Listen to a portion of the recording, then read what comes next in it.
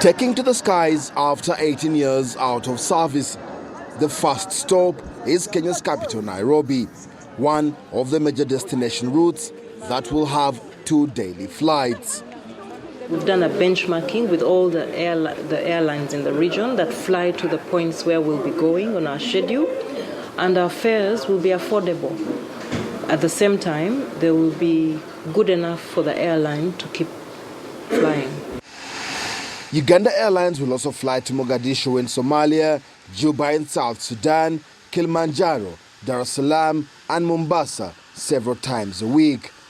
The government of Uganda has spent more than $300 million on the outright purchase of the aircraft, and aviation experts say an additional $70 million is needed to keep the airline in the skies. The Bombardier Sierra J900 series will embark on its first commercial flight across the region. The government says the airline is going to bring down the cost of travel, especially for the locals. According to the Civil Aviation Authority, Ugandans spend more than $400 million every year on travel abroad. The hope is that this money, previously given to foreign carriers, will be plowed back into the economy. We are going to reduce on the foreign exchange expenditure. Ugandans will be spending money, but spending it in our airline. The government hopes the airline will facilitate travel across the continent, promote trade and boost Uganda's tourism. However, the move to revive the airline has raised mixed reactions on the viability of the national carrier, given that many airlines in Africa are struggling to stay in business. You need a competent person to study, to project, to do a survey on what are the viable routes that we should venture into, especially if you are an upcoming airline, because you do not want to make a lot of debts.